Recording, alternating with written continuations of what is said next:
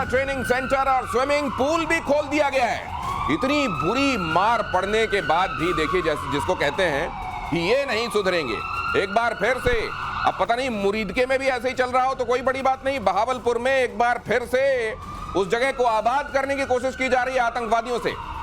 क्यों फिर हो रहे हैं एक्टिव आतंकी अड्डे? वहां जहां पर दुनिया जान गई है, भारत तो जान ही गया है और वो फिर से मारेगा, उन जगहों पर क्या इन लोगों को मरवाने की ही प्लानिंग है? पाकिस्तान में वो लोग जो इनको यहां पर भेज रहे हैं, क्या चाहते हैं कि अब ये निपट जाएं? क्या होने वाला है? मेजर गौरव आर्य मेरे साथ मौजूद हैं। एयर मार्शल पीके श्रीवास्तव, बहुत स्वागत है आपका, गुड इवनिंग। ये एक बार फिर से वहीं सुभान अल्लाह। देखिए, ये होना है दिनेश, ये तो वही बात है, कल आप ईरान से बोलें कि तुम हमास और हिजबुल्लाह को छोड़ दो, कैसे छोड़ देगा वो उनके साथ ऐसे उनके खून में सन चुके हैं। ये पाकिस्तान का पार प्रोजेक्शन है। पहले हमें समझना पड़ेगा कि आतंकी हैं क्या और ये पाकिस्तान के लगते क्या हैं। देखिए, पाकिस्तान को ये पता है कि कल्पेबल डिनाइबिलिटी है, पाकिस्तान को ये पता है कि हमने नहीं करा, हमें पता नहीं। ये कहने की जो ताकत ये आतंकी गुट पाकिस्तान को देते हैं, ये ताकत पाकिस्तान की फौज थोड़ा ना दे सकती है।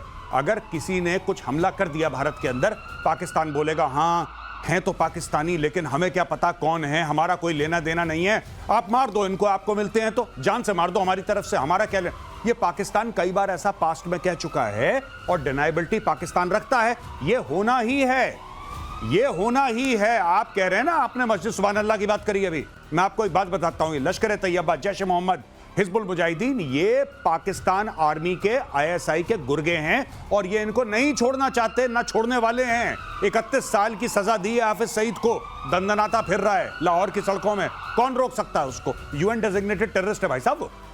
दिनेश, ये भी मत भूलिए, मुनीर ने 14 करोड़ भी तो दिए, शहबाज ने 14 करोड़ दिए थे ना, जो उनको मिले वहां से, आईएमएफ से भीख जो मिली थी, तो 14 करोड़ वो भी दिए हैं। रिकंस्ट्रक्शन होगा, रिकंस्ट्रक्शन होगा, उसके बाद आपको पॉज बटन को प्ले में लाना। लेकिन मेरे को एक चीज, मतलब ठीक है, ये अपनी आदत से बाज नहीं आएंगे, ये फिर से वो कर रहे हैं और यहाँ पर निश्चित रूप से आतंकवादी और स्टेट, इसमें कोई फर्क नहीं है, दोनों आपस में।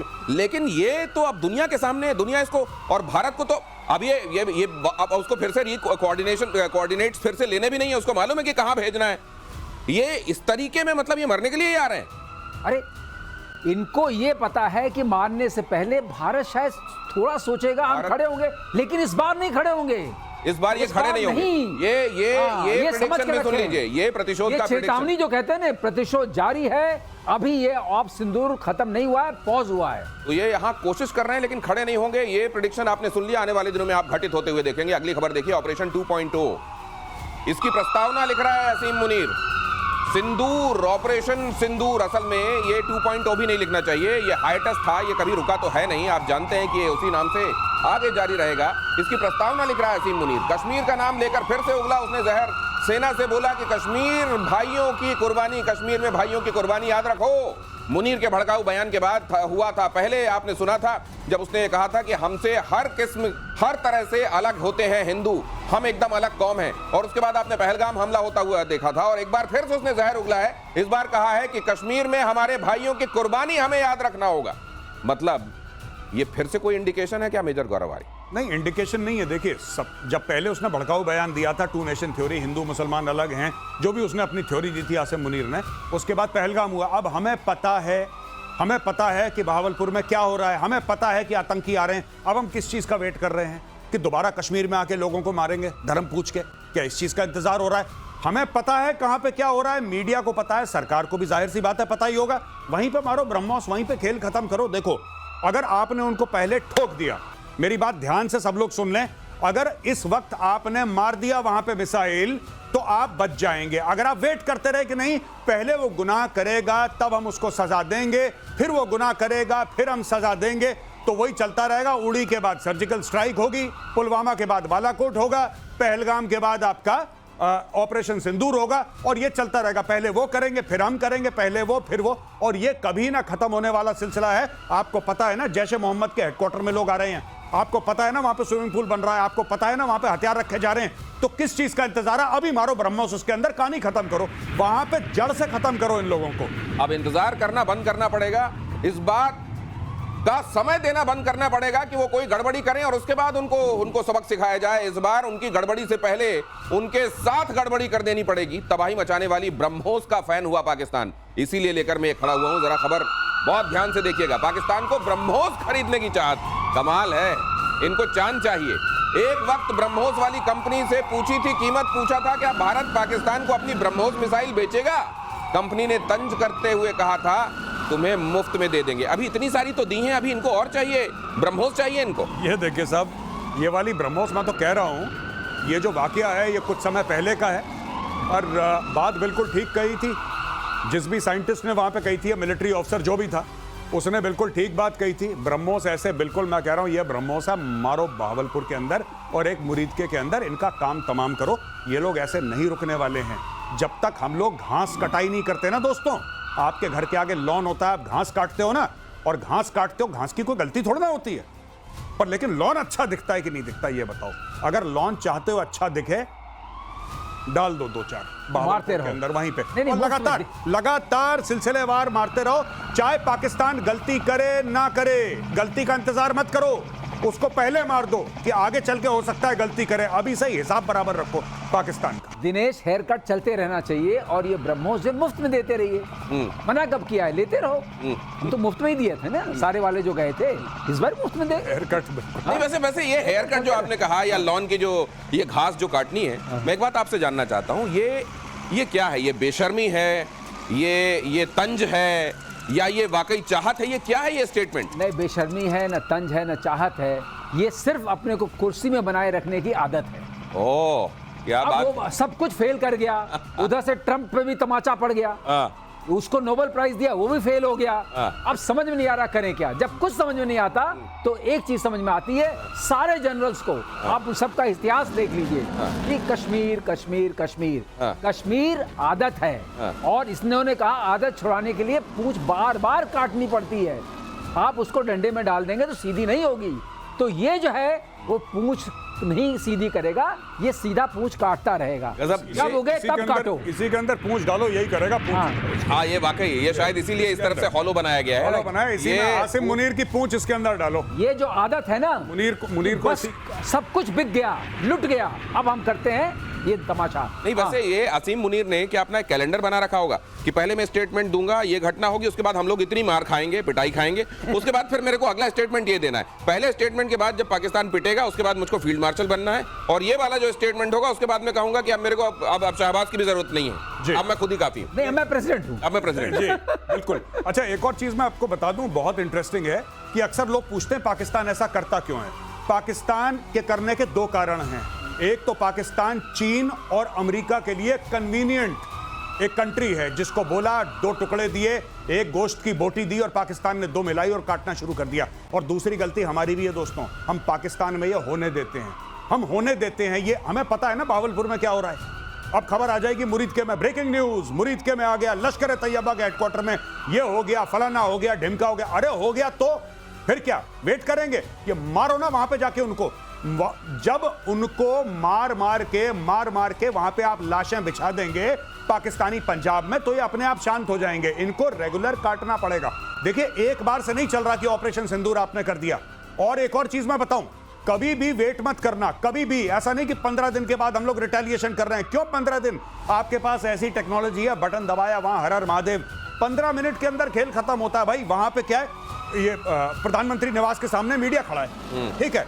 हाँ अजीत, बताइए अजीत। हाँ अजीत, हमारे संवाददाता अजीत खड़े हैं, वो बता रहे हैं यहाँ पे रक्षा मंत्री चले गए अंदर। ये मंत्री, भाई साहब ये करने की जरूरत ही नहीं है, क्योंकि जब आप 15 दिन वेट करोगे तो क्या होगा कि दुनिया भर का दबाव आपके ऊपर आएगा। ट्रंप का फोन आ रहा है वहां से यूके में फोन आ रहा है, कोई स्विट्जरलैंड से कॉल कर रहा है, लड़ाई मत करो, लड़ाई मत करो। यही पाकिस्तान चाहता है। आप मार दो उसको, मार दो, बाद में दुनिया को सॉरी बोल देना, गलती से मार दिया यार, क्या दिक्कत है, मार दो एक बार। कर नहीं रहा पुतिन वहां पे, ठोक दो उनको। असल में भारत अपने कंडक्ट को अपने नेचर के, अपने स्वभाव के मुताबिक रख रहा है। जाहिर है वो ऐसा देश रहा है जिसने आक्रांताओं को लेकर भी वैसा सख्त रवैया पहले नहीं अपनाया जैसा उसको अपनाना चाहिए था। लेकिन अब वक्त आ गया है कि हम इतिहास से सीखें और ऐसे पाकिस्तान जैसे धूर्तों को तो वक्त से पहले उनकी दवाई कर दें। पाकिस्तान को एटमी अड्डों पर अटैक का डर है, ये खबर भी देख लीजिए। पाकिस्तान के पूर्व सैन्य अधिकारी का बड़ा दावा, अमेरिका ने ईरान की एटमी साइट्स पर हमला करके न्यू नॉर्मल क्रिएट कर दिया है। उन्होंने कहा कि मोदी का भारत भी नेतन्याहू के नक्शे कदम पर चलते हुए इसे दोहरा सकता है। उन्होंने कहा कि ऐसा होता है तो इसके बहुत बड़े दुष्परिणाम होंगे। पहले भी कुछ दुष्परिणाम हो गए और अब फिर से दुष्परिणाम नहीं कहा दुष्परिणाम होंगे। ये कोई दुष्परिणाम नहीं होने वाले, झूठ बोल रहे हैं। क्या दुष्परिणाम हो गए? आपने घुस के मार दिए उनके 1 दर्जन उनकी एयर स्ट्रिप्स, उनके मिलिट्री एयरपोर्ट से आपने खत्म कर दिया। क्या दुष्परिणाम हो गया? दुष्परिणाम हो जाएगा, ये हो जाएगा, रेड लाइन है, इंडस वाटर ट्रीटी, पानी रोक दिया तो खून बहेगा, हिंदुओं के क्रियाक्रम के लिए लकड़ियां कम पड़। क्या हो गया? क्या हो गया? दोबारा ठोक दो, कुछ नहीं होगा। मैं बता रहा हूं, कुछ आज तक कभी कुछ नहीं हुआ। ये सिर्फ भौंकते हैं, ये काटने वाले कुत्ते नहीं है, सिर्फ भौंकने वाले हैं। आप इनको ठोक दो जाके और इनको डेली ठोको। इनका यही इलाज है, इनको डेली। डॉक्टर की दवाई है ना, डॉक्टर लिखता है RX, ब्रेकफास्ट के पहले, लंच के बाद, डिनर के पहले। इनको ठोकते रहो, इनको गोलियां देते रहो, इनका कुछ नहीं। डोज जरूरी है, लेकिन ये देखिए पाकिस्तान को जो एटम वाला डर, ये बात तो सही है कि ये दोनों मुल्क साथ में नाम लिए जाते हैं। ईरान के साथ साथ पाकिस्तान का भी जिक्र होता है, नेतन्याहू कई बार कर चुके हैं। इसलिए वहां जो हुआ है उसकी धमक पाकिस्तान को महसूस हो रही है, पाकिस्तान को। और किराना वाला एक ट्रेलर भी दिख गया है।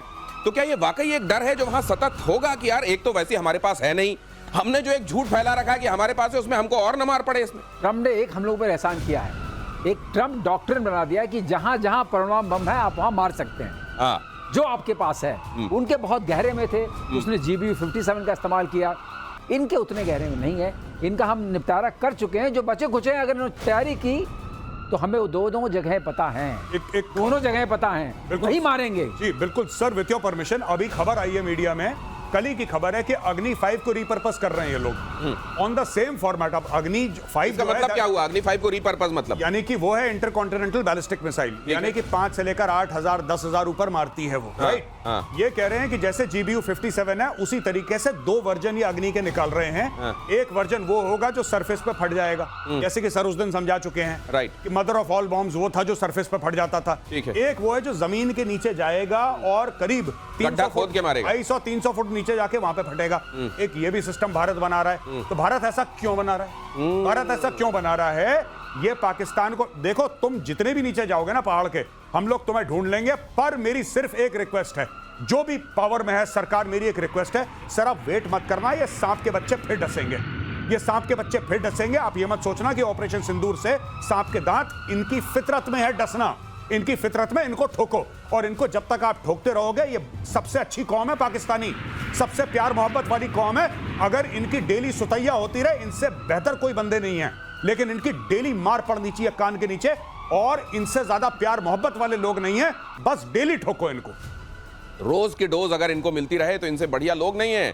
ये कह रहे हैं गौरव आर्य। और यूक्रेन पर रूस का अब तक का सबसे बड़ा हवाई हमला, अगली खबर देखिए, 477 ड्रोन, 60 मिसाइलों से यूक्रेन पर अटैक। ये तो पूरी तरह से जो चटनी बना देने वाला, हलवा बना देने वाला जो बात की जाती है ना मेजर गौरव आर्य की तरफ से, वो हो रहा है। ये रूस ने बैलिस्टिक क्रूज मिसाइलों से हमला किया।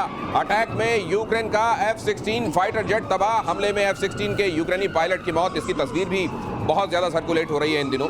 और ये कहा जा रहा है कि इसने तो अगला टारगेट भी लॉक कर लिया था, लेकिन उसी समय इसके प्लेन में खराबी आ गई। मामला F-16 का है, मामला अमेरिका से कनेक्टेड है। क्या सोच रहा होगा अमेरिका? जी बिल्कुल। और यूक्रेन ने 2-3 बातें बोली हैं अभी हाल फिलहाल में। जी। यूक्रेन ने यह बोला है कि हम लेटेस्ट अमेरिकन वेपन्स खरीदेंगे। जी।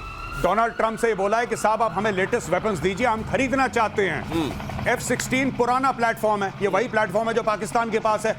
अब यूक्रेन, क्योंकि देखिए अब ना पुतिन ट्रंप की नहीं सुन रहा, पुतिन किसी की नहीं सुन रहा। वो ये इलाका ले लो, ये इलाका ले लो, पूरा यूक्रेन मेरा है, वो सब बोल चुका है पिछले 72 घंटे में कि पूरा यूक्रेन मेरा है। कह रहा मैं पूरा यूक्रेन ले लूंगा। अब ये बोलेंगे उनसे कि सर क्या हमें और कोई इससे ऊपर वाला जहाज मिल सकता है? क्या हमें F-35 मिल सकता है? क्या हमें F-15 ईगल मिल सकता है? क्या हमें और कोई प्लेटफॉर्म मिल सकता है जिससे हम ज्यादा विनाश कर सकें रूस का? ये सारी बातें होंगी। अब देखते हैं ट्रंप बेचता है कि नहीं बेचता। नहीं, ये कर रहे हैं, वो एयर डिफेंस सिस्टम भी मांग रहे हैं और ये कह रहे हैं कि हमको और फाइटर्स चाहिए। ये बात तो कह रहे हैं ज़ेलेंस्की लगातार। ये कह रहे हैं F-16 के नुकसान से बहुत बड़ा नुकसान उनको होगा, क्योंकि इसकी पूरी F-16 की एक अपनी इज्जत थी पूरे इंटरनेशनल प्लेटफॉर्म पे। ये माना जाता था कि इसको इतनी आसानी से आप गिरा नहीं सकते हैं, लेकिन जैसे इन्होंने मारा है, इसने अभी तो जो खबरें आ रही हैं कि उसने 6-7 मिसाइल मार दी और 8वीं में मरा है, खुद मर गया है। तो अगर इतना सेचुरेशन हो गया और ये भी कहा जा रहा है कि सिस्टम फेल कर गया, ये सबसे बहुत सोचनीय बात है। सिस्टम अगर फेल कैसे हो रहा है? फेल कर गया है तो ये किस काम का है? अगर F-16 में ये बात इनको पता नहीं कैसे इन्होंने मीडिया में आ रही है, अगर ये बात है तो F-16 भी एक शक के दायरे में आ चुका है कि इसको लेकर के हम लड़ाई लड़ सकते हैं कि नहीं। लेकिन F-16 के 4 वर्जन्स हैं, हाँ। A, B, C, D। हाँ। ये ब्लॉक C का है कि ब्लॉक D का है? मेरे समझ से इनके पास अल्फा एंड ब्रावो है। सर उससे क्या फर्क पड़ता है ये अलग-अलग उससे ब्लॉक? ये फर्क पड़ता है कि उसमें जो है हर में एवियोनिक्स इंप्रूव करती जाती है। अच्छा, और हर की तो मतलब डी का ज्यादा इंप्रूव्ड होगा? डी का ज्यादा इंप्रूव अच्छा। है, डी की कैरिंग कैपेसिटी ज्यादा होगी। अच्छा। और डी की जो एयर सिचुएशन है वो ज्यादा अच्छे से पायलट को पता चलती है। ऑटोमेशन ज्यादा है,